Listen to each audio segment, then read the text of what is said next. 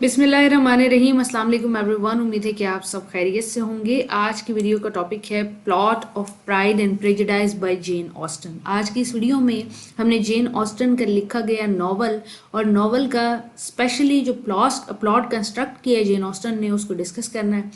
आज की इस वीडियो में हमने डिटेल के अंदर देखना है कि जेन ऑस्टन ने जो इस नॉवल में प्लॉट को कंस्ट्रक्ट किया है उसमें कौन कौन से एलिमेंट इस्तेमाल किए हैं।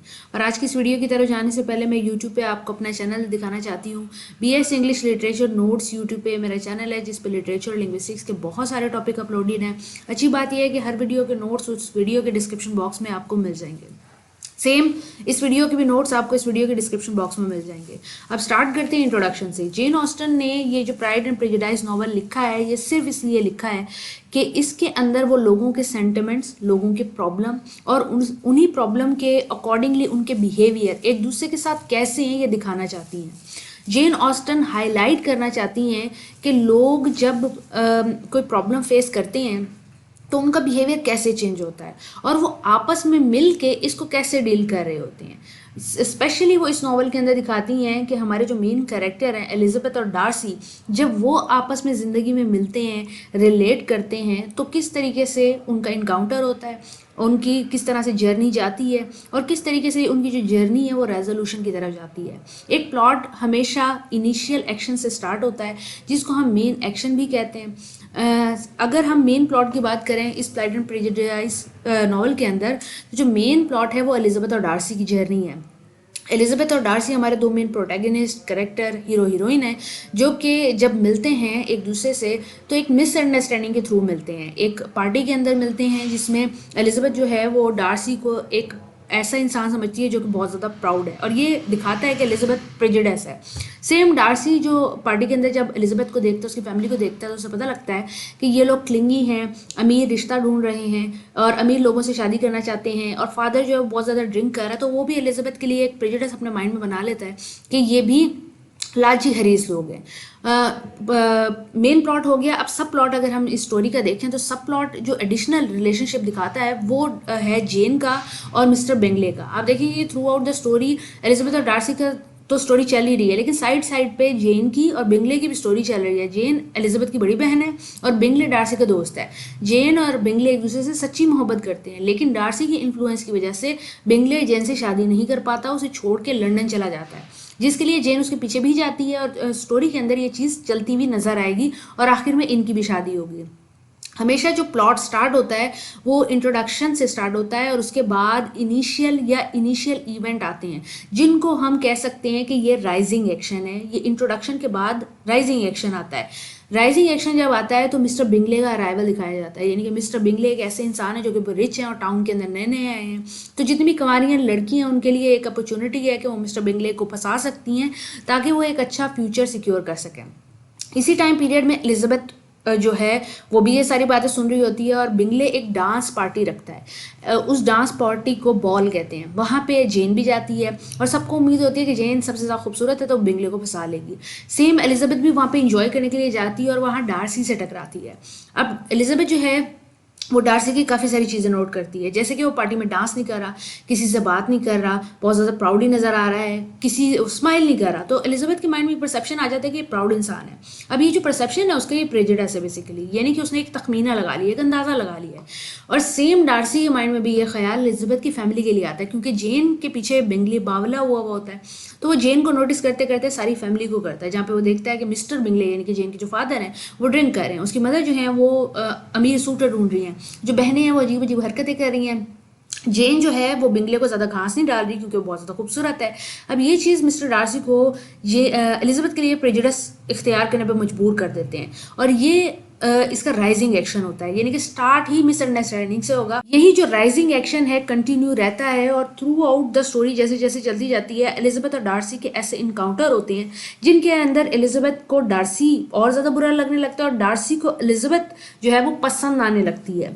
स्टार्ट के अंदर डार्सी का एक बहुत स्ट्रॉन्ग परसेप्शन होता है एलिजाबेथ के लिए कि ये अच्छे ख़ानदान से नहीं है, क्योंकि मिस्टर और मिसेस बिंगले अपनी बेटियों को बस थ्रो करना चाहते हैं किसी भी रिच मैन की तरफ। उसके अलावा जेन जो है वो बिंगले से क्लिंग हो चुकी है और बिंगले एक इनोसेंट आदमी उसको लगता है, उसका फ्रेंड होता है, और उसे लगता है कि जेन इतना इमोशनली अटैच नहीं है बिंगले से जितना बिंगले है, यानी कि बिंगले जेन से ज़्यादा मोहब्बत कर रहा है लेकिन जेन उसको रिस्पॉन्स नहीं दिखा रही होती।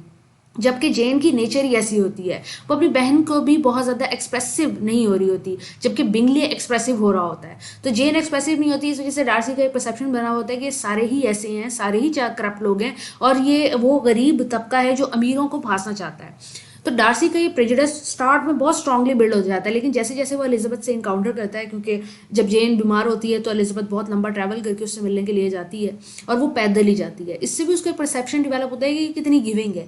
उसके बाद वो उसको बुक रीड करते हुए देखता है, जिससे उसे पता लगता है कि ये वो औरत है जो बुक्स भी रीड करती है। इससे भी उसका परसेप्शन एलिजाबेथ के लिए बेहतर होता चला जाता है और उसे थ्रू आउट द स्टोरी ऐसी बातें पता लगती हैं एलिजाबेथ के बारे में जिससे वो उसे पसंद करने लगता है। इसके अंदर एक बहुत ज़्यादा जो रोल अदा करती है वो एलिजाबेथ की पर्सनैलिटी के साथ साथ उसका फेस भी अदा करता है, क्योंकि वो भी खूबसूरत औरत होती है। इसके अलावा जो एलिजाबेथ है वो जब डार्सी से मिलती है वो समझती है कि प्राउड इंसान है, वो उसके साथ बिल्कुल नहीं बैठना चाहती, क्यों, और वो उसको इग्नोर तो कर ही रही होती है लेकिन वो उसको करीब से नहीं जानती। लेकिन इतफाकन वो डार्सी की बातें सुन लेती है कि that she is not enough handsome to tempt him, और ये बात सुनने के बाद उसका तो मीटर ही घूम जाता है और वो डार्सी को ताने तूने मार के निकल जाती है। फिर फर्दर भी स्टोरी के अंदर उसे पता लगता है कि मिस्टर बिंगले जो हैं जब वो लंदन गए हैं जेन को छोड़ के, बजाय इसके कि वो जेन से मंगनी कर लेते, तो ये जो मशवरा था ये भी मिस्टर डार्सी का था। जब उसे ये पता लगता है तो वो और ज़्यादा उसका पारा शूट हो जाता है। फिर उसको वेकम की स्टोरी के बारे में पता लगता है कि वेकम किस तरीके से डार्सी के बाप ने पाला होता है और डार्सी ने इसे अपनी जायदाद से निकाल दिया होता है, अपने यानी कि जो उनकी टेरिटरी उनकी स्टेट है उससे वेकम को निकाला होता है। फिर ये एक और फैक्टर बनता है एलिजाबेथ के लिए एक स्ट्रॉन्ग डार्सी से नफरत के लिए, और ऐसे ही प्लॉट डेवलप होता है और यही चीज़ एलिजाबेथ के अंदर प्रेजुडिस डेवलप करती चली जाती है और थ्रू आउट द स्टोरी जैसे बढ़ती है एलिजाबेथ का प्रेजुडिस बढ़ता जाता है और डार्सी का प्रेजुडिस कम होता चला जाता है।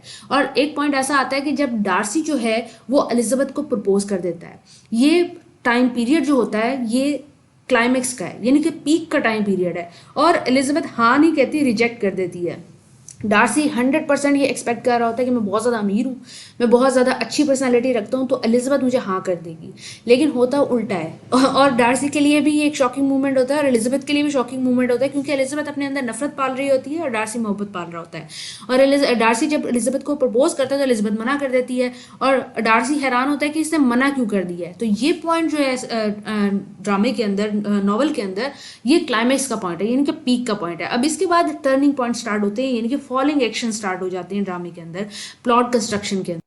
जो फॉलिंग एक्शन होता है उसके अंदर सारी चीज़ें रिजॉल्व होने लगती हैं और डार्सी भी एक लेटर लिखता है एलिजाबेथ को जिसके अंदर वो वेकम की स्टोरी के बारे में बताता है कि किस तरीके से वेकम उसकी बहन को गलत रास्ते पे भटकाना चाह रहा था, इसलिए उसको निकाला। फिर वो बिंगले के बारे में बताता है कि उसने बिंगले को क्यों मना किया था और क्या उसकी वजूहात थी। जब एलिजाबेथ ये लेटर पढ़ती है तो उससे समझ आने लगती है कि डार्सी इतना भी बुरा इंसान नहीं है जितना मैं समझती थी, और ये स्टेज होती है उनकी ट्रांसफॉर्मेशन और ग्रोथ की, जब एलिजाबेथ डार्सी को नए नज़रिए से देखने लगती है और उसका जो प्रेजुडिस है वो ख़त्म होता है और उसे पता लगता है कि डार्सी एक प्राउड इंसान नहीं है, बस केयरफुल इंसान है, क्योंकि वो बहुत ज़्यादा मैच्योर है। उसके बाद डार्सी की भी ट्रांसफॉर्मेशन दिखाई जाती है।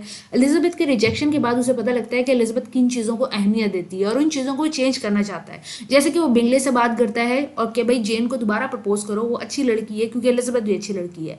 अगेन लिडिया भाग जाती है तो उसकी जो सर्च है वो भी डार्सी करता है और उसकी जो पैसे शादी में देने होते हैं वो भी डार्सी देता है। तो ये चीज़ें एलिजाबेथ को बाद में पता लगेंगी, लेकिन डार्सी अपने आप को चेंज कर रहा होता है। और ये जो थीम है प्राइड, प्रेजुडिस और love, through out the book ये चलती रहती हैं, थीम इंपॉर्टेंट होती हैं। और फॉलिंग एक्शन के बाद आखिर में जो रेजोल्यूशन है वो डार्सी जब दोबारा एलिजाबेथ को प्रपोज करता है और एलिजाबेथ एक्सेप्ट कर लेती है लिडिया के केस के बाद, ये रेजोल्यूशन पॉइंट होता है, यहाँ पे नॉवल एंड हो जाता है। लेकिन इसके अंदर कुछ इंपॉर्टेंट चीज़ें होती हैं जो कि हमारे पास राइजिंग एक्शन, क्लाइमेक्स और फॉलिंग एक्शन के दरमियान में जो सीन्स होती हैं, जैसे डार्सी समझता है कि जेन का जो एटीट्यूड बिंगले की तरफ था, जो इतना अफेक्शनेट नहीं था, वो क्यों था। फिर उसे पता लगता है कि एलिजाबेथ उसके अगेंस्ट इतना क्यों थी, उसे बेकम की स्टोरी पता लगती है। फिर उसे ये भी पता लगता है कि जो एक और माइनर कैरेक्टर आता है कोलन फिट्जर विलियम, वो डार्सी के एक्शंस को बताता है और एलिजाबेथ की जजमेंट को बताता है। उसके बाद जब एलिजाबेथ पिम्बरली जाती है। पिम्बरली एक ऐसा इलाका है जो कि डार्सी की स्टेट है। डार्सी का यहाँ पे बहुत बड़ा घर है, सारी ज़मीनें डार्सी की हैं। जब वो वहाँ विजिट करने के लिए पिम्बरली जाती है, उसे पता होता है कि डार्सी यहाँ पे रहता है और डार्सी इसका मालिक है, वो वहाँ से लोगों से मिलता है। तो जब एलिजाबेथ लोगों से मिलती है तो उसे पता लगता है कि हर कोई उसकी तारीफ़ करता है। वहाँ पे वो डार्सी की आंट से भी मिलती है और आंट की बेटी से भी मिलती है, उसकी सिस्टर से भी मिलती है। तो वो इम्प्रेस होती है उसके मैनर्स से, उसके एटीट्यूड से, और उसके लिए ना एक डेवलपमेंट होती है उसके माइंड के अंदर कि हाईली, क्योंकि औरत हमेशा ये चाहती है कि जो भी मर्द उसकी ज़िंदगी के अंदर आए वो उससे आगे होना चाहिए या उससे बर्तन होना चाहिए ताकि वो उसे गाइड कर सके। सेम एलिजाबेथ का ये परसेप्शन खुल रहा होता है। अगेन लिडिया का जो केस होता है उसमें डार्सी बढ़ चढ़ के हिस्सा लेता है। ना सिर्फ वो लिडिया की भाग जाने वाला इलोपमेंट का जो केस है वो सॉल्व कराता है, बल्कि जेन और बिंगले का रिलेशनशिप भी दुरुस्त कराता है, क्योंकि उसने बिंगले को मना किया होता है कि तुम जेन के साथ शादी ना करो, क्योंकि मुझे लगता है जेन तुमसे मोहब्बत नहीं करती। जब एलिजाबेथ डार्सी को कन्फ्रंट करती है कि मेरी बहन जो है वो उसके पीछे लंदन तक गई है, वो उससे इतनी मोहब्बत करती है, बहुत परेशान है, तो डार्सी को रियलाइज होता है और वो वापस आता है। फिर डार्सी जब लेटर लिखता है तो उसके अंदर वो वेकम के कैरेक्टर के बारे में बताता है, जो लिडिया के साथ भाग गया होता है, जो एलिजाबेथ को भी पटा रहा होता है, जो कि बहुत ज़्यादा एक खराब बैरूनी अच्छा लग रहा होता है लेकिन अंदरूनी ख़राब होता है, जो कि असल नेगेटिव कैरेक्टर होता है। उसकी पूरी स्टोरी बताता है कि किस तरीके से वेकम जो है वो डार्सी की बहन को भगाना चाहता था और उसकी जायदाद पे कब्जा करना चाहता था। फिर वेकम और लिडिया भाग भी जाते हैं, जो कि डार्सी की इस बात को सच भी साबित करता है। इसके अलावा कुछ और इम्पॉर्टेंट वाक़ये भी हैं, जैसे मिस्टर कोलिन और शार्लेट की शादी। मिस्टर कोलिन और शार्लेट एक दूसरे से शादी इसलिए करते हैं क्योंकि उनको कोई और मैरिज कंपेनियन मिल नहीं रहा होता। इसके अलावा कंपैरिजन मिलता है यहाँ पे डिफरेंट मैरिजेस का, जितनी भी मैरिजेस होती हैं सारियों का, और structural unity through out the novel आपको नजर आती है। एक एस्पेक्ट दूसरे एस्पेक्ट से मिला हुआ होता है। ये जो क्वेश्चन मैंने लिया है pride and prejudice by Jane Austen, published by Kitab Mahal की किताब बुक से लिया हुआ है, और आपको वहाँ पे ये क्वेश्चन सॉल्व मिल भी जाएगा। अगर आपको सवाल का जवाब समझ आया है तो थैंक यू फॉर वॉचिंग। आप कमेंट बॉक्स के अंदर मुझे नेक्स्ट क्वेश्चन बता सकते हैं कि मैं कौन सा डिस्कस करूं। अगली वीडियो तक के लिए ख्याल रखें।